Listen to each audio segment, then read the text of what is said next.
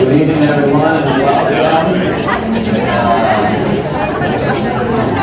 Glad to be together again, and for the final time in this little series. We were really, some of you called me out for my bulletin article.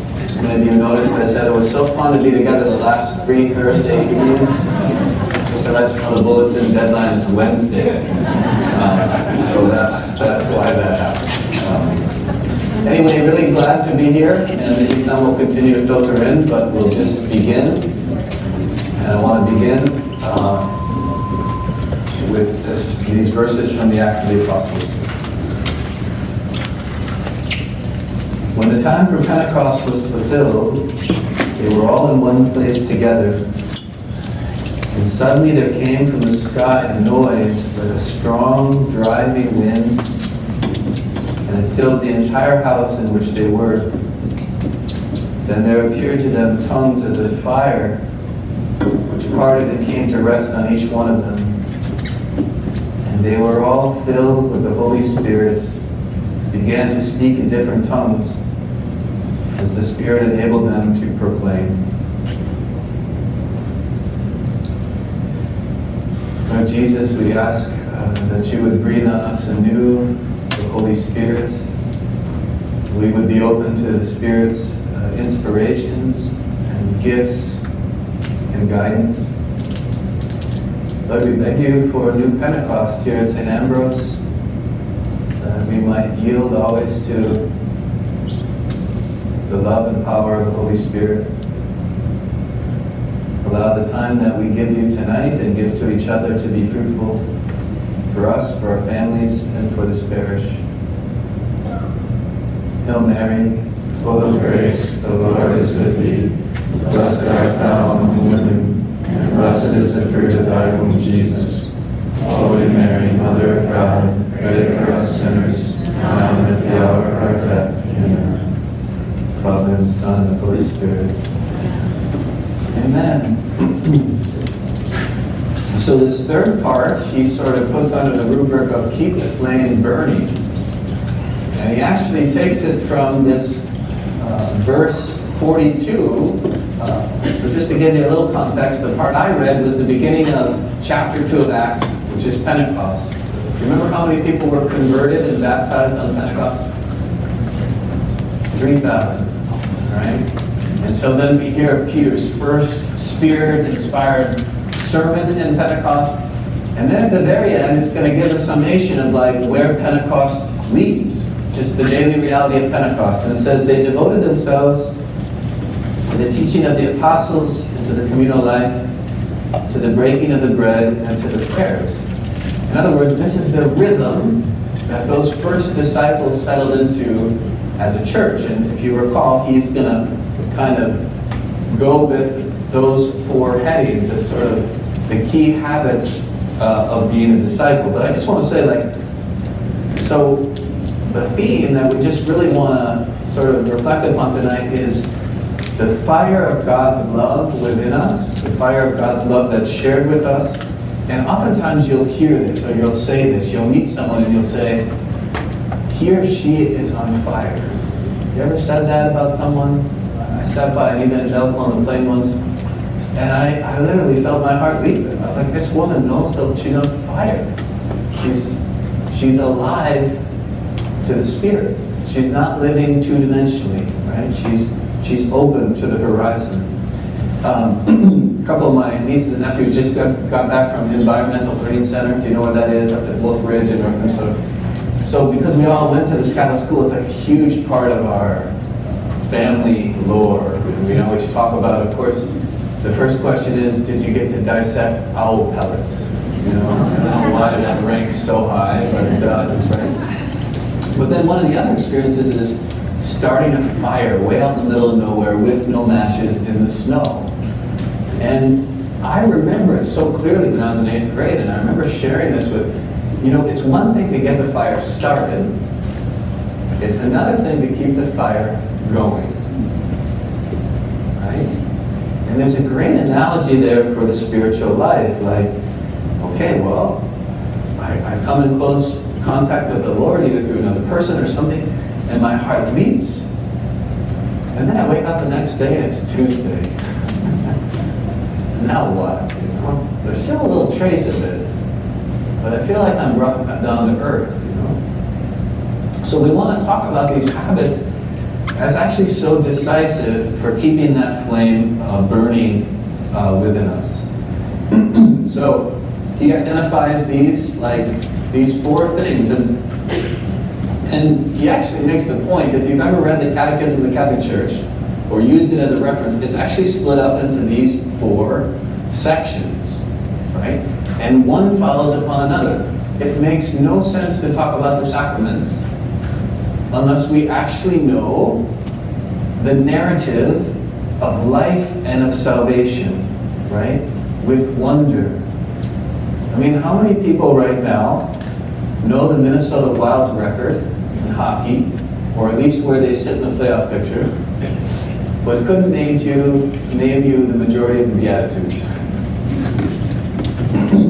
I mean, it's not to be judgmental, it's just to say, what are the things that we're carrying? What are the things that mean the most to us? And unless I'm alive to what God's done with a sense of wonder, trying to walk people through the sacraments or like invite them to programs, it's all just kind of like, why? What are we responding to? And in fact, sometimes the Catholic Church has focused a little bit too much on the seconds before the first. Morality. What you ought to do and ought not to do, and people can get stuck in that. Whereas really that follows from what God has done. And then of course the breaking the bread, the sacraments, we'll talk about that. The privilege means God's giving us for sharing his life. And then fourth, prayer. How every day we're invited to converse with this God who loves us. It's actually really beautiful. The Catechism focuses first of all and most lengthy on that fourth section. It's prayer as a battle. I actually find that really consoling. Like, yeah, there are going to be seasons where prayer does come easy, and there's going to be other times where it's like, whew, I gotta sit there. Stories are told of St. Teresa d'Avila, the doctor of the Church in Prayer, where she would bring a stack of books to the chapel just in case it got dry. And she talks about having to hold on to the pew in the chapel because she wanted to be anywhere, but prayer. Now I just put this up here quickly. Some of you maybe have read this. I recommend it. It's a great little book, The Four Signs of a Dynamic Catholic. This is Matthew Kelly's sort of take on, and I just want you to see how close his identification of four habits are to this author's, Ted Spree, right? His whole point is that, look, he says 20 to 25% of total registered parishioners, we claim 3,600 families here, actually go to Mass with some regularity on Sunday. It's not every Sunday, it's just once a month counts. That's 20 to 25%. And we can actually, thank you, that's kindly. We can actually verify that because every October we do Mass counts.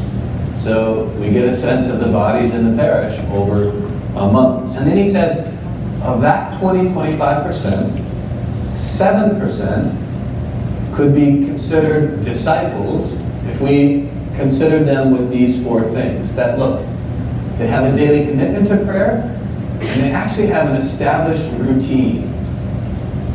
They want to learn. They're never done. We've never arrived. Like, been confirmed. It's over. Generosity is a way of life. They get to the point of understanding that it's not someone trying to arm wrestle my money from me or guilt my money from me to say, look, we got to turn on the lights. Come on, give more money. Let's pass the hat again. It becomes a way of life. It's like, we just had the reading for daily Mass a little bit ago of Cain and Abel. Remember this?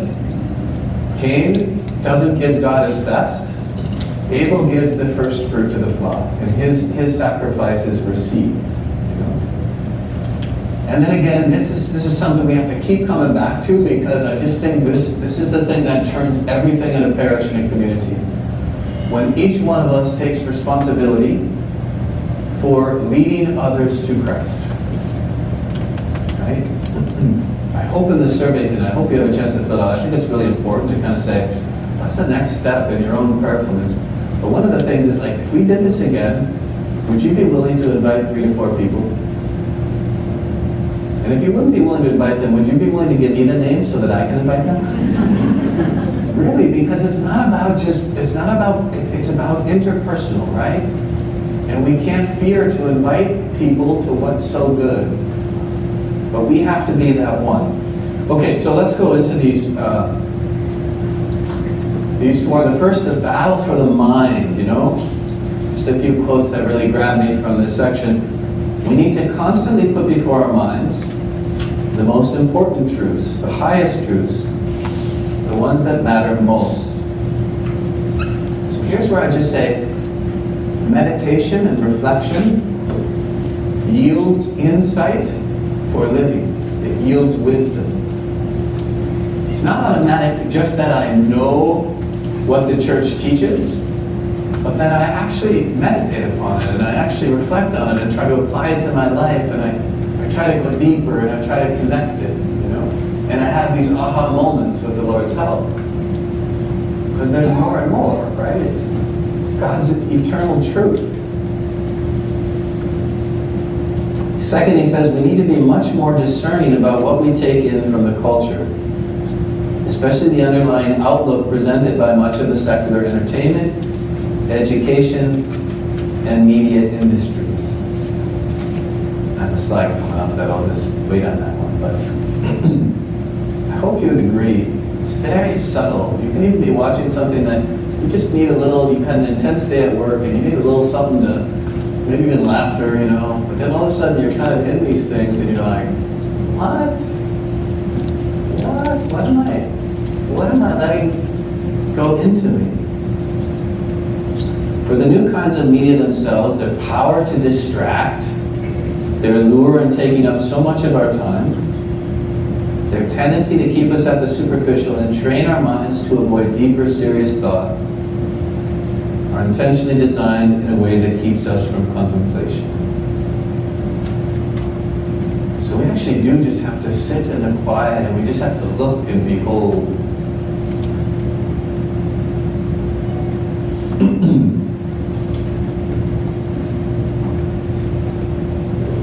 So Caravaggio is going to get a few shout-outs tonight. This is one of them. I mentioned this image on the Feast of the Assumption. First time I saw it, it was just so it's a little hard to see, but then there's a close-up. Of course, the image is of Mary and the child Jesus. St. Anne is off there to the left, Caravaggio's specialty is the way that light and darkness play so prominently, He had a genius to his paintings were just filled with drama and suspense, if you just remember how the Passion of Christ begins, Jesus is in the garden, it's a full moon, he's praying, you can see he's overwhelmed by the offering that he's going to have to make. Remember, the enemy's there, and the enemy's neither male nor female, it's this kind of sexless sort of, and you can't do this, you can't carry this. And notice the most beautiful thing about that is Jesus actually never looks at the enemy. He never engages it. What did you say? He just keeps praying to the Father. And it takes everything he got. And remember, blood is dropping. There's no engagement here.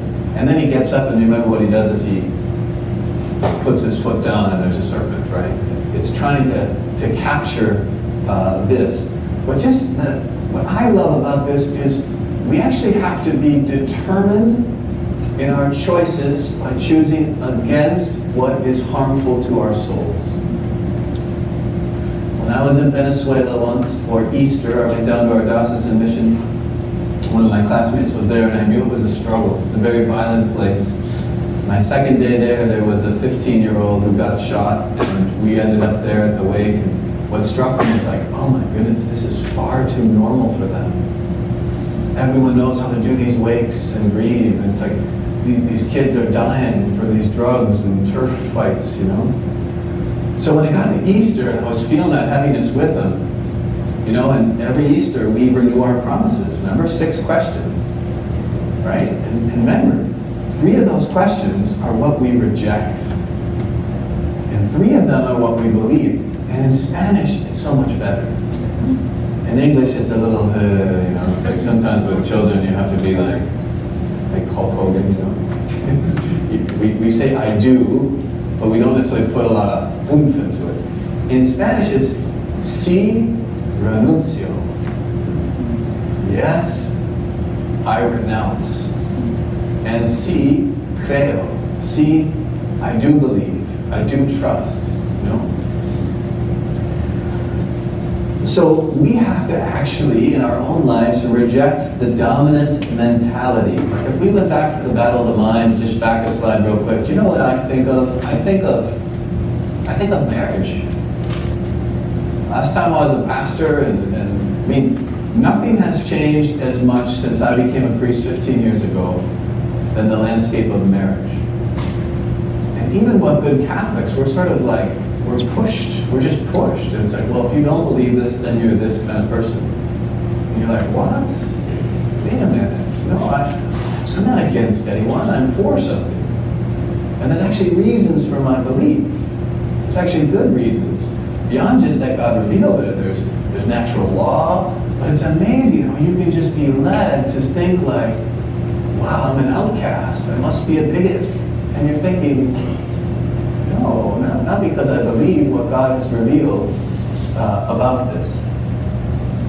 We'll come back to this, but so much of Jesus' ministry in the gospel, so much, it's like a litany, and he drove out demons. Jesus was delivering from evil. And where I feel that deliverance most is needed for the people that I'm called to serve is when we live lives. And not because we even know that we chose it, but we just live lives about ourselves. We live lives that are in the culture, and we just kind of drink it in. And we actually have to say, wait a minute, that's not what I want to do. This is another study I would love to do. Anyone read the Screwtape Letters? What an amazing, C.S. Lewis is genius in many ways, because it's one senior demon writing to another demon. There's a lot of humor in it and playfulness in a certain way. But C.S. Lewis communicates so much about the spiritual life through these letters, Here are just a few quotes. Again, one demon talking to another about tempting like us, Your business is to fix his attention on the stream of immediate sense experience. Teach him to call it real life. And don't let him ask what he means by real. You don't realize how enslaved they are to the pressure of the ordinary. That's us. How does that feel? I mean, it's kind of true, isn't it? Like, think of the news cycle that consumes and leaves one agitated and empty. Father Freddie, every once in a while, especially on these snow days, we'll watch the 5:30 news, and not only do we find humor in the commercials, and we're like, oh, that's who they think is watching the 5:30 news, and it's not us.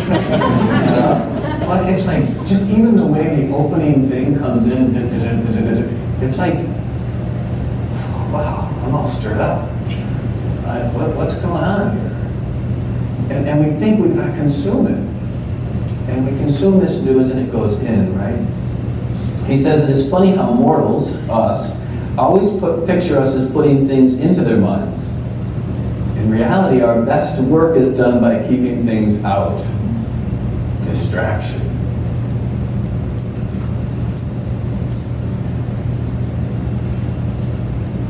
And then one of our best weapons is contented worldliness. I put FOMO, fear of missing out. I remember when I was studying in Rome for 5 months, and people would always say, oh, as long as you're here, you've got to go do this. And I think I heard that 4 or 5 times, and I'm like, no, I don't. I'm not going to live my time here thinking, well, I better just consume as much as I can. That just didn't feel human to me. And in fact, one of my huge meditations is I'm sitting in these beautiful places to pray. And just amazing. Where saints have been, and people would come in with their iPad, and it's a little pet peeve of mine when they actually just don't turn off the volume. So when they take a picture, you hear it. But I love it because they just come in, and they kind of look just like take 3 pictures and they're like, okay, they got it, you know? Like, I've been here, I've seen it, check. And we can kind of live at that level of like, where's the end of that? Where does that end? And where does that leave us? Okay, the point of this is not to be judgmental about any sports fans or anyone who has a subscription to People Magazine. But there you have it. What do you see? I mean, this first picture, I just see silliness.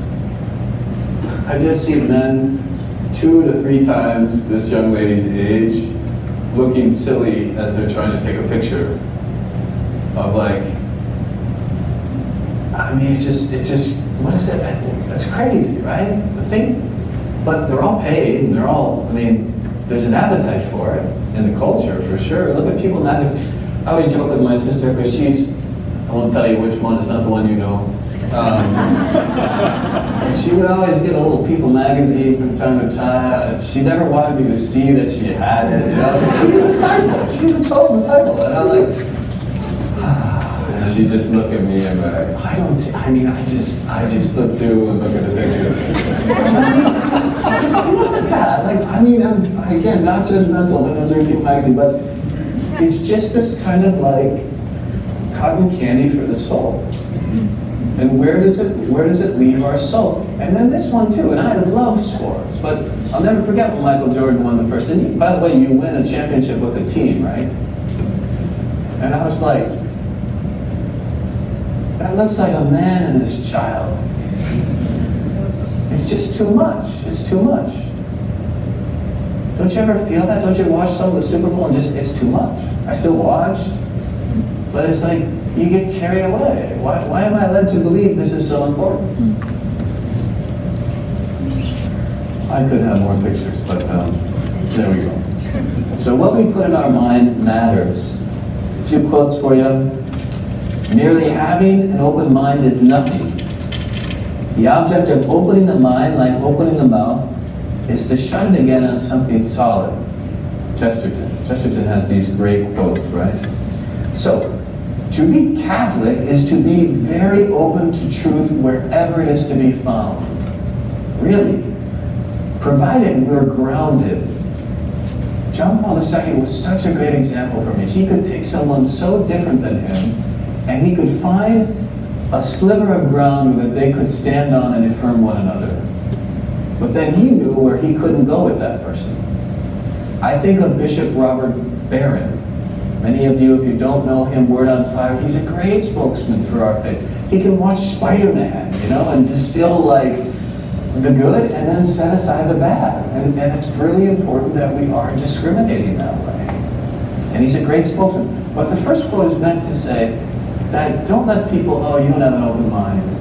Well, yeah, that's actually not the goal. Yeah, I have to be open. I have to be open to people and new ideas. But I actually have to have conviction. Otherwise, I'm just a boat tossed about. But we don't need to be fearful as Catholics.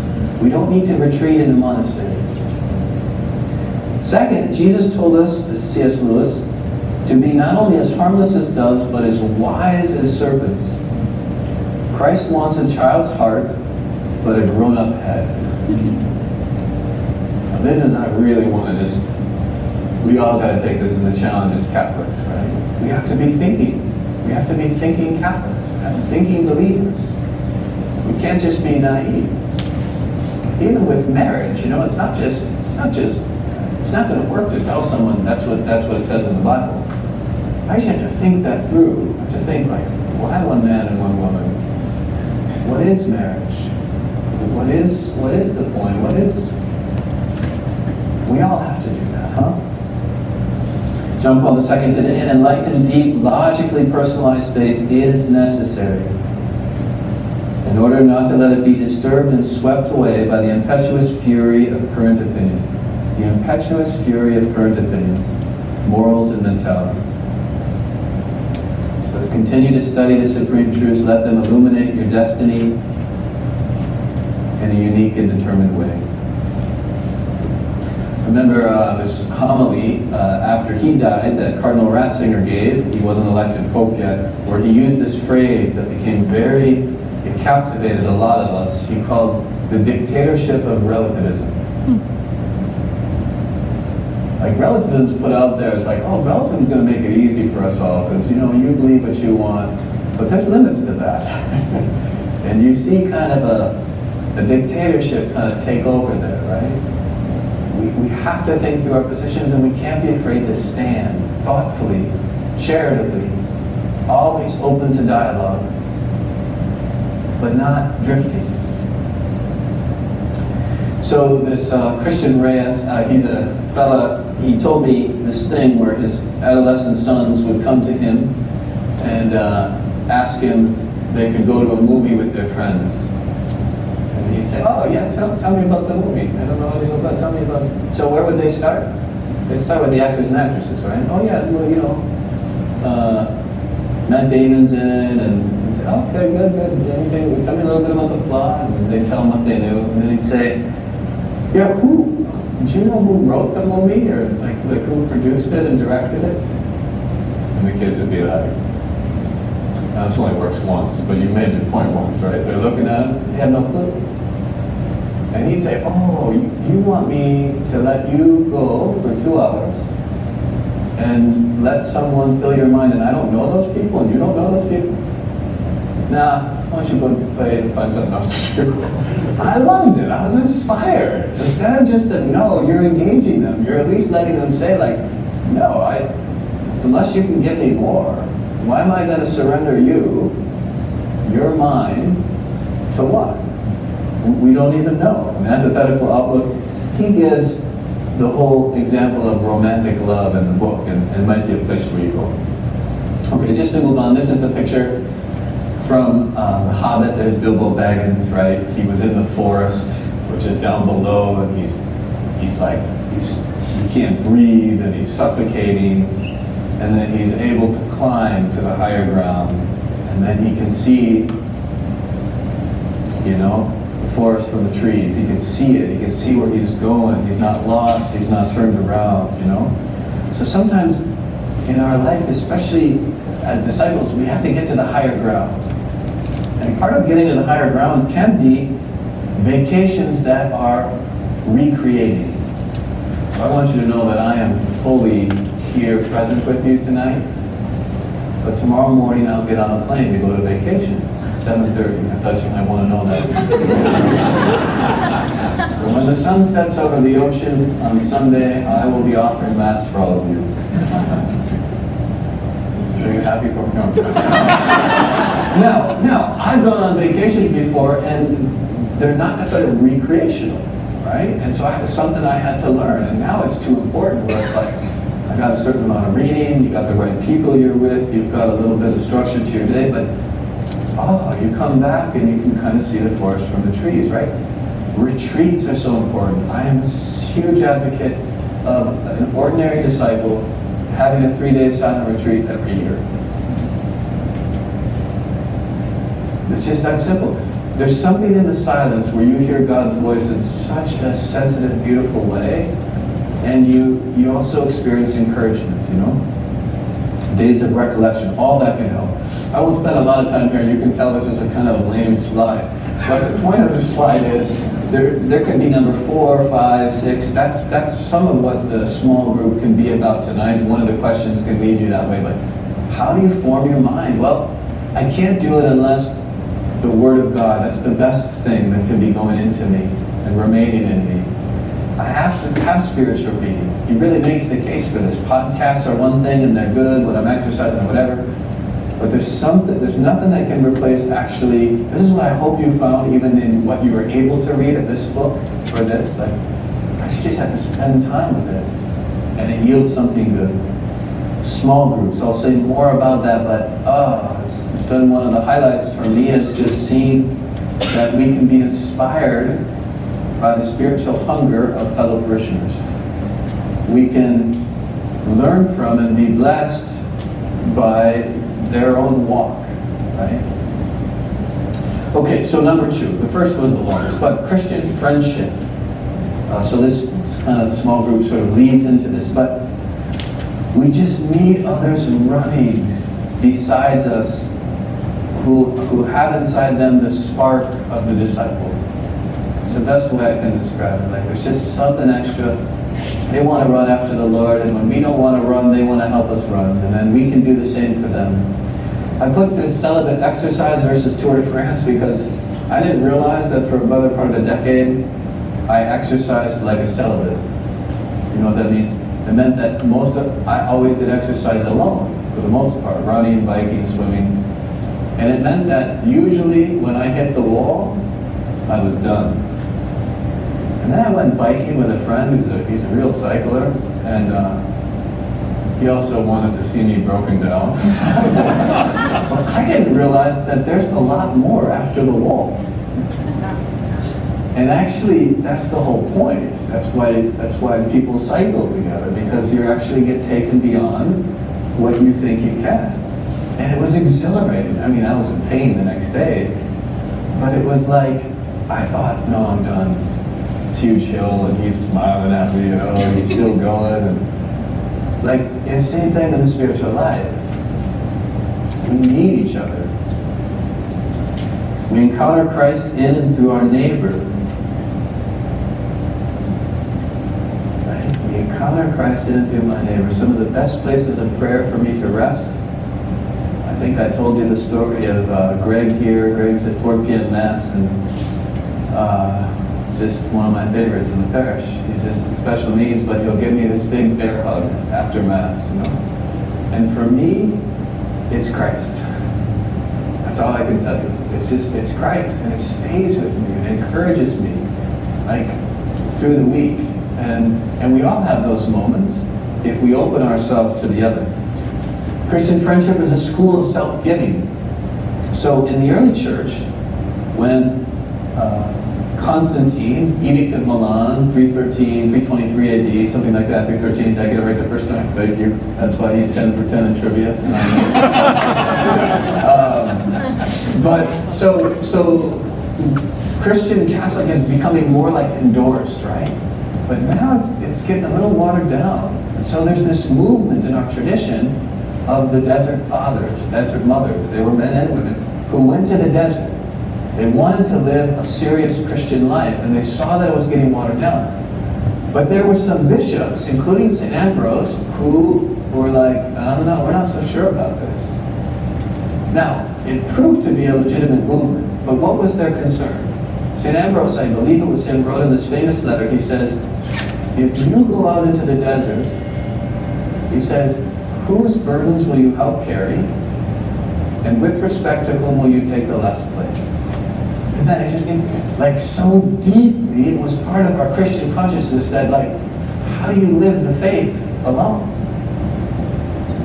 Now, sometimes, don't get me wrong, we all say, if he or she wasn't there, I'd be a saint. We all have those moments, right? But the truth is, that's usually an illusion. The other pulls something out of me, and I receive something from the other.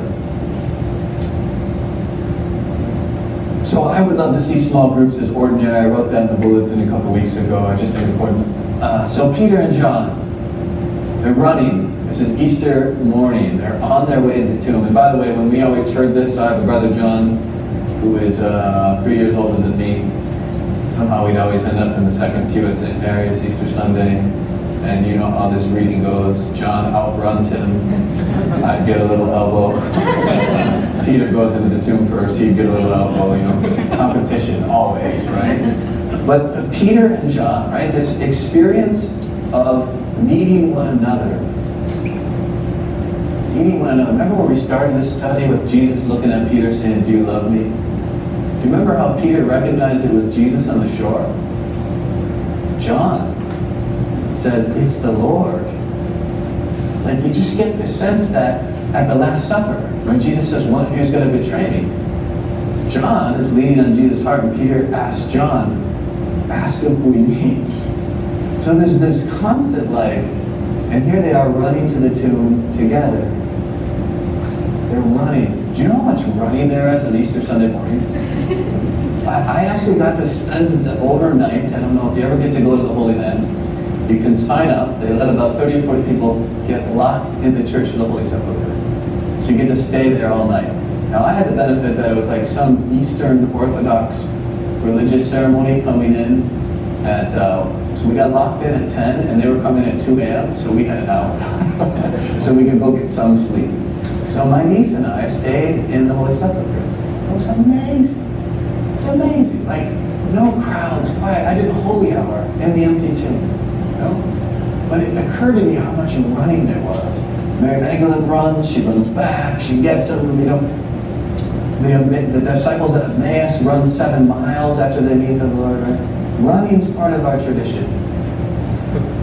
Running spiritually, right? We have to help each other run after the Lord, and it's what Christian friendship is. I won't necessarily read these next quotes, because I put them in the bulletin. But basically, again, I just rebuild my church. Remember, this is what St. Francis heard Jesus speak from the crucifix. By the way, maybe you saw the new crucifix come in our chapel. The reason that that crucifix is there is because the chapel, when it was founded, was named St. Francis Chapel, right? That's the replica of the San Damiano, but all with the exception of, in the original, his body his corpus is in 3 dimension. But it was from that crucifix that Francis heard rebuild my church. And of course, he actually he started to like repair a physical church, and then he realized, hey, that's not what the Lord meant, you know? And then he started gathering people one-on-one. And if you read the story of the Franciscan tradition, it just booms, but it's all one-on-one. What we have to do is think about our future at St. Ambrose. There is no program that will save us.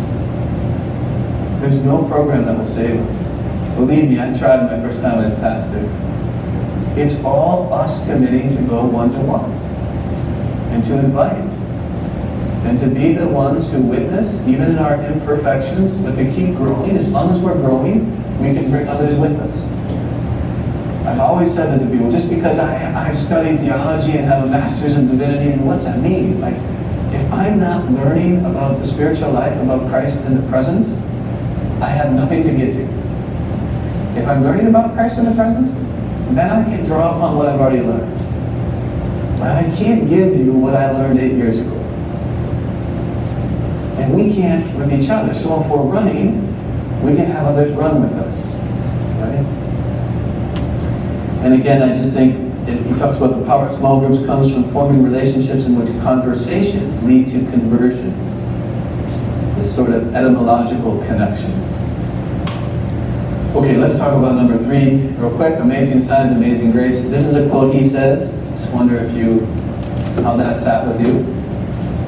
If you want to be healed of your wounds and imperfections, overcome your sins and grow in the spiritual life, if you want better friendships, a stronger marriage, a better family life, or a deeper understanding of God's plan for your life.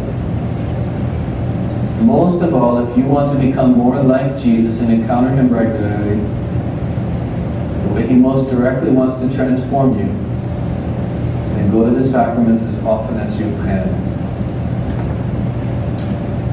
When I prayed in the chapel, I've counted how many more chairs we could add comfortably. I just want daily Mass to be filled. I want it to be overfilled so that Father Fraley and I have to add another daily Mass. I want to add a confession time, so there's a confession time every day of the week here at St. Ambrose that you can go. Ready? Renewal always comes from returning to the essence of things. And as Catholics, we have these amazing gifts, right? Remember these definitions of a sacrament? Outward signs instituted by Christ to give grace. Another one, powers that go forth from His body. The Eucharist heals. When we're forgiven in confession, it's just like this new beginning. Maybe I'll just say a little bit about this. This is a little picture. Sometimes these are some of the more powerful moments of my life when you're at a World Youth Day or a pilgrimage and you're just sitting there for hours. and there's just lines of young people coming to you for confession, and nobody cares that you're 2 feet away from the next person, as you can tell, you know. But for me, this is like this great well that just overflows, and it's just new life, you know. People are healed, there's hope again. I remember when John Paul II came to America, one of his pilgrimages, he said in his Polish accent, he said, "America, your communion lines are very long, but your confessional lines are very short."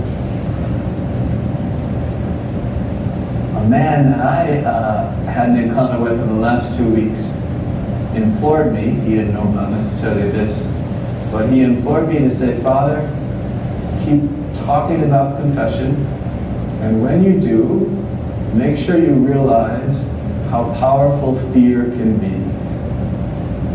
And he said, invite them right from that fear. He said, it took me years to go back to the sacrament of reconciliation. I was terrified. I never wanted to speak this out loud. And I take that as like a great encouragement. That first of all, it wasn't just mere repetition. Yeah, you do have to keep inviting. But I need to be more aware of Fraley and whomever. Like, it's just fear. And it's just trying to say, do not be afraid. Do not be afraid, you know? Okay, so this image is another Caravaggio. You know what this scene is, huh? This is the supper at Emmaus.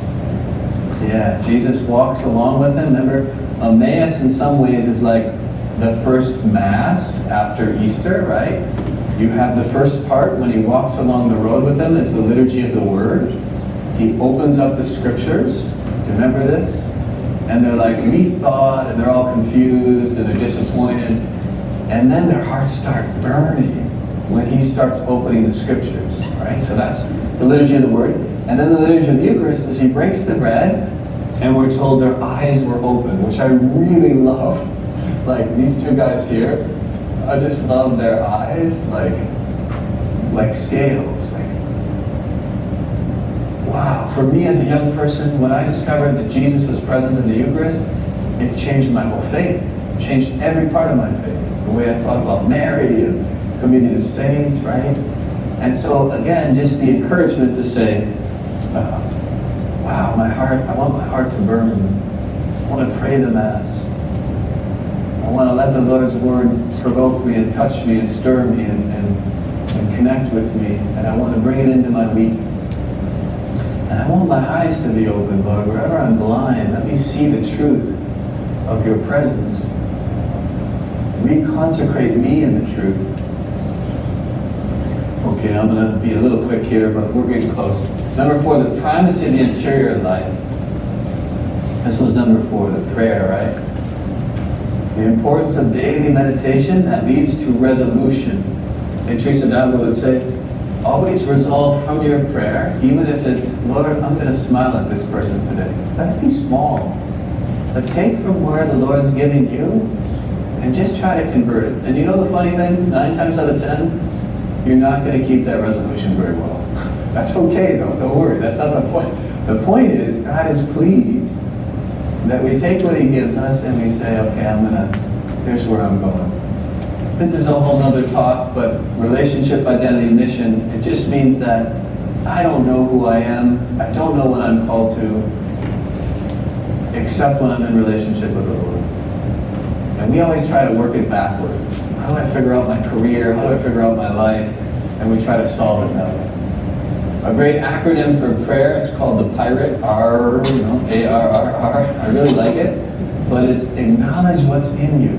I had a great meeting yesterday with a man who was so honest where I felt goosebumps. Because not all the honesty was like flattering for him, but he was just so honest in relating what was in his heart and asking for help. Relating it to Jesus, receiving, responding. And then I would just say faithfulness to prayer is nearly everything. If you remain faithful to prayer, things change. You begin to notice things in your day. Life becomes less two-dimensional. Doesn't mean that the prayer is always going to be inspiring, but it's just a case. Okay, final work of art. This is Caravaggio again.